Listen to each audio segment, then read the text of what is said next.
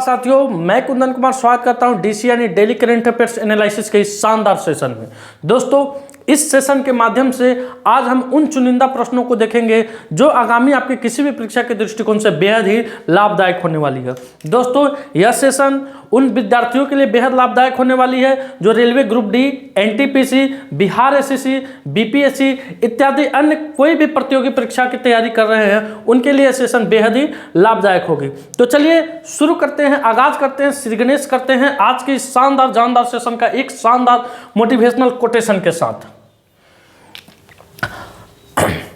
अभी तो असली मंजिल पाना बाकी है, अभी तो इरादों का इम्तिहान बाकी है। अभी तो असली मंजिल पाना बाकी है, अभी तो इरादों का इम्तिहान बाकी है। अभी तो तौली है मुट्ठी भर जमीन, अभी तो तौली है मुट्ठी भर जमीन, अभी तौलना आसमान बाकी है। दोस्तों, अगर आपका इरादा नेक हो, दृढ़ संकल्प हो, तो निश्चित है कि आप एक न एक दिन आसमान को भी उसकी औकात दिखा दीजिएगा। तो चलिए, पिछले वीडियो में जो प्रश्न पूछा गया था कि हाल ही में भारतीय सेना ने पूर्वी कमान के मुख्यालय फोर्ट विलियम का नाम बदलकर क्या रख दिया है, तो बहुत सारे बच्चे ने इसका कमेंट सेक्शन में उत्तर भी दिया था, विजय दुर्ग। क्या दिया था? विजय दुर्ग दिया था, जिसमें अजीत कुमार ने दिया थे, एक अजय कुमार है, एक कुणाल कुमार है। इन बच्चों ने इसका उत्तर विजय दुर्ग दिया था, जो कि काफ़ी अच्छा है, सही आंसर है। जो रेगुलर मोड में क्लास करते हैं उनको निश्चित तौर पर इसका उत्तर याद होगा, और जो आते हैं 1 सेकंड के लिए 2 सेकंड के लिए आके चले जाएंगे उनको उत्तर कहाँ से मिलेगा। तो विजय दुर्ग ये कहाँ है दोस्तों? पूर्वी सेना का मुख्यालय कहाँ है, यानी फोर्ट विलियम कहाँ है? तो ये कोलकाता में पड़ता है, हुगली नदी के पूर्वी तट पर स्थित है फोर्ट विलियम। अब इसका नाम बदलकर विजय दुर्ग रख दिया गया है। अब आते हैं आज के सेशन का पहला क्वेश्चन, दिवस से आ रहा है, यानी पहला क्वेश्चन है विश्व दाल दिवस कब मनाया जाता है। ये खास मायने नहीं रखता है कि विश्व दाल दिवस कब मनाया जाता है, इसके पीछे भी कुछ कभी कभी एग्जाम में पूछ देता है कि विश्व दाल दिवस 2025 की थीम क्या थी। यही थीम आपको कंफ्यूजन में डाल देता है। आप तो विश्व दाल दिवस देख के भागिएगा यहाँ से, कौन पढ़ेगा क्या है, लेकिन थीम पूछ देता है। वहीं थीम पूछ देगा तो आपका माथा चकराने लगेगा।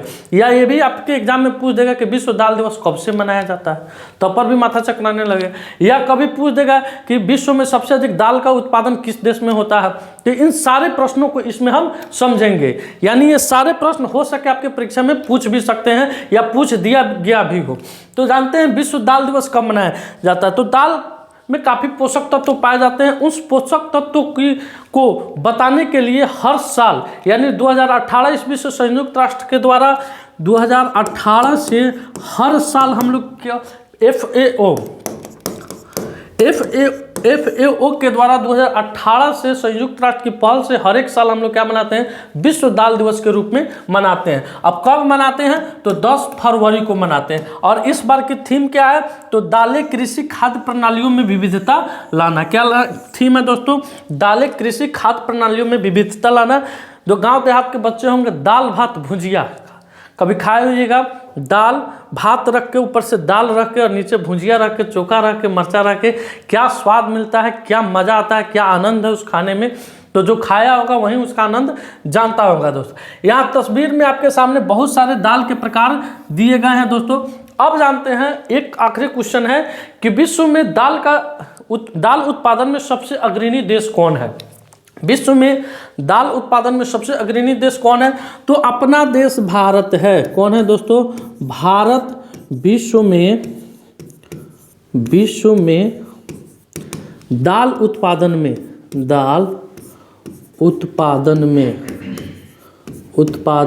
में अग्रणी है। अब आते हैं अगले क्वेश्चन पर। अगला क्वेश्चन है आपके स्क्रीन पर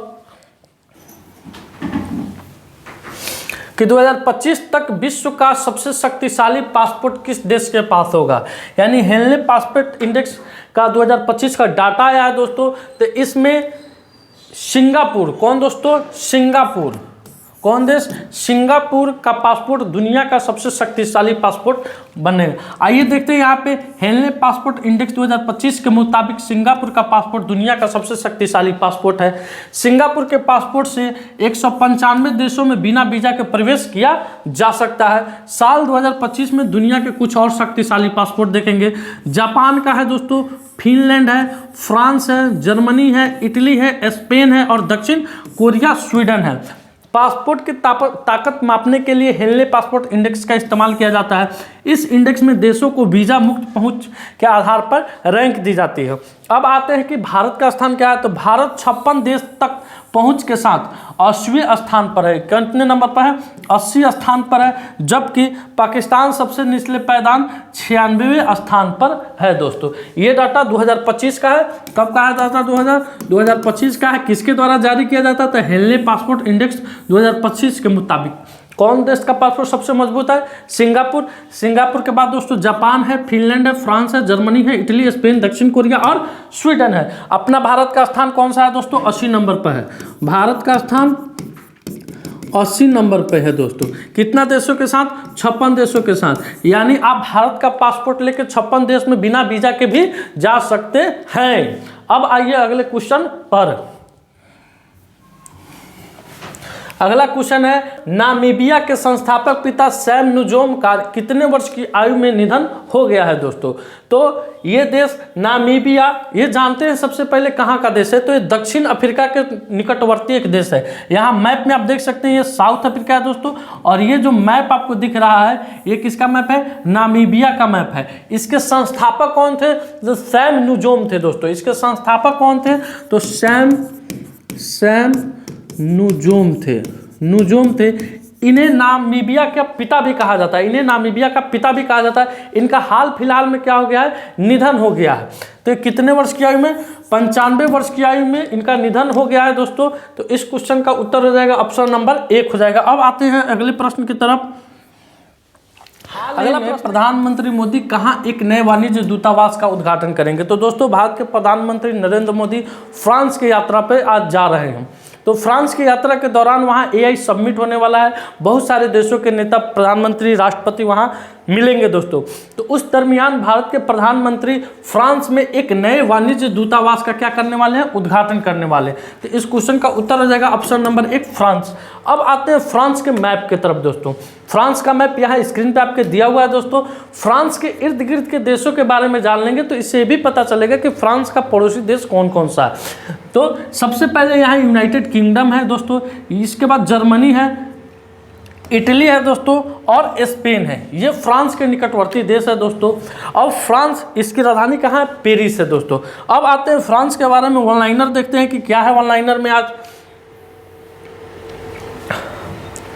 30वें कोलकाता अंतर्राष्ट्रीय फिल्म महोत्सव का थीम देश कौन था? तो फ्रांस था दोस्तों। फ्रांस ने थियरी ब्रेटन में यूरोपीय संघ के आयुक्त के पद से इस्तीफा दिया है। भारतीय नौसेना ने फ्रांस के साथ वरुण अभ्यास का आयोजन किया है। भारत फ्रांस के बीच द्विपक्षीय नौसैनिक अभ्यास वरुण 2 से 4 सितंबर तक भूमध्य सागर में आयोजित किया गया था। फ्रांस के राष्ट्रपति को ओलंपिक ऑर्डर से सम्मानित किया गया है। हेनले पासपोर्ट इंडेक्स 2024 में फ्रांस दूसरे स्थान पर आया। भारत 23वें स्थान पर था। ये डाटा चेंज हो गया, अब भारत 80वें स्थान पर आ गया है और फ्रांस का स्थान बरकरार है। डिजिटल वीजा की पेशकश करने वाला पहला यूरोपीय संघ राष्ट्र फ्रांस बना है। फ्रांस में तमिल कवि तिरुवल्लुवर की प्रतिमा का उद्घाटन हुआ है दोस्तों। तो ये फ्रांस से वन लाइनर से संबंधित था। अब आते हैं अगले प्रश्न की तरफ। अगला प्रश्न स्क्रीन पर है कि केंद्रीय इस्पात मंत्रालय का निदेशक किसे नियुक्त किया गया है? तो मैमून आलम को। किसे दोस्तों? मैमून आलम को केंद्रीय इस्पात मंत्रालय का निदेशक नियुक्त किया गया है। अगले प्रश्न पर आते हैं कि 38वें राष्ट्रीय खेल में लवनीना बोरगोहेन ने कौन सा पदक जीता है? तो ये दोस्तों लवनीना बोरगोहेन, ये कुश्ती की, भारत की क्या है? कुश्ती की एक खिलाड़ी है दोस्तों। तो इन्होंने अभी स्वर्ण पदक जीता है। अभी पदक तालिका में कर्नाटक शीर्ष स्थान पर, चूंकि ये खेल 24 फरवरी तक खेला जाएगा, इसीलिए 24 फरवरी को 38वें राष्ट्रीय खेल के बारे में जो भी शीर्ष स्थान पर आएगा, यानी 1, 2, 3 पर आएगा, उनके बारे में बताया जाएगा। फिलहाल इन्होंने स्वर्ण पदक जीता है। अब आते हैं अगले क्वेश्चन की तरफ। अगला क्वेश्चन है आपके स्क्रीन पे कि हाल ही में किस राज्य को स्वास्थ्य सेवा के लिए विश्व बैंक से 2400 24 करोड़ रुपए का ऋण मिला है। यानी WH, तो WH से अभी कौन सा देश अलग हुआ है दोस्तों? तो अमेरिका अलग हुआ है। कौन सा देश अलग हुआ है? अमेरिका अलग हुआ है। अभी WHO ने चीन को स्वास्थ्य सेवा के लिए 2424 करोड़ रुपए का ऋण दिया। तो किस देश को दिया, किस राज्य को दिया है? केरल को दिया है। अब केरल, तो आइए चलते हैं केरल घुमाते हैं, आपको मैप के माध्यम से भी केरल घुमा देते हैं। ये मैप में आपको जो दिख रहा है दोस्तों, ये केरल है। क्या है? केरल है दोस्तों। यहाँ से स्टार्ट हो रहा है केरल और यहाँ तक ऐसे आ रहा है,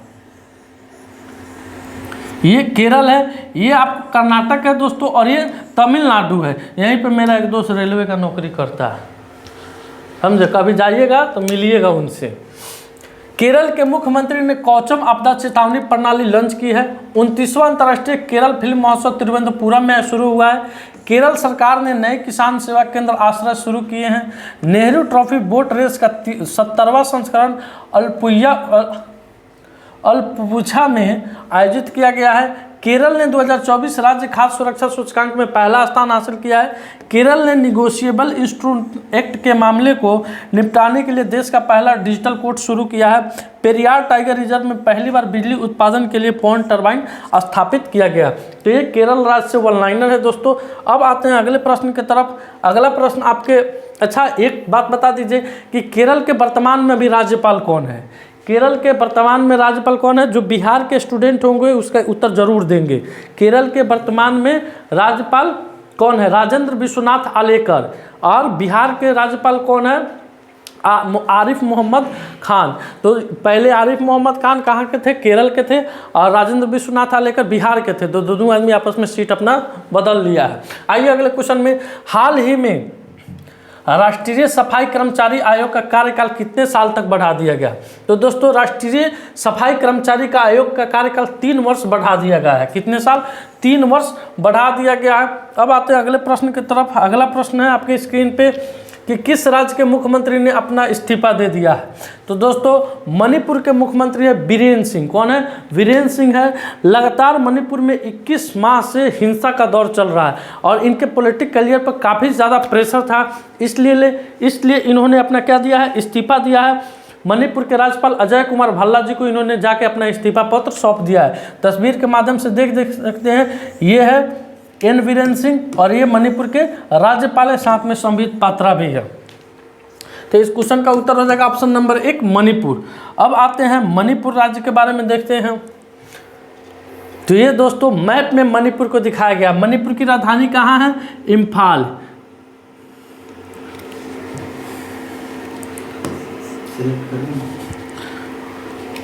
ये मणिपुर को दिखाया गया है। ये मणिपुर है दोस्तों। मणिपुर की राजधानी कहाँ है? इम्फाल है। डी कृष्ण कुमार को मणिपुर उच्च न्यायालय का मुख्य न्यायाधीश नियुक्त किया गया है। मणिपुर में निंगोल चकिया उत्सव हर्षोल्लास के साथ मनाया गया है। मणिपुर का एंड्रो गांव 2024 का सर्वश्रेष्ठ पर्यटन गांव बना है। भारत के पूर्वोत्तर में मणिपुर ने उग्रवाद मुक्त होने की घोषणा की है। ये घोषणा इसने खुद की है दोस्तों, भारत सरकार के द्वारा कोई सर्टिफिकेट नहीं दिया गया है। मणिपुर सरकार ने निमोनिया से निपटने के लिए सांस अभियान शुरू किया है। 9 मैतेई चरमपंथी संगठनों को गृह मंत्रालय ने गैर कानूनी घोषित कर दिया गया है। वार्षिक उत्सव मेरा हो चांग मणिपुर में मनाया गया है। जस्टिस सिद्धार्थ मृदुल मणिपुर के हाई कोर्ट के मुख्य न्यायाधीश बने हैं दोस्तों। तो ये मणिपुर से संबंधित ऑनलाइनर है। अब आते हैं आज के सवाल पर, और आज का सवाल है कि हाल ही में बिम्स्टेक युवा शिखर सम्मेलन 2025 कहाँ शुरू हुआ है? इस क्वेश्चन का उत्तर आपको कमेंट सेक्शन में जाकर देना है दोस्तों।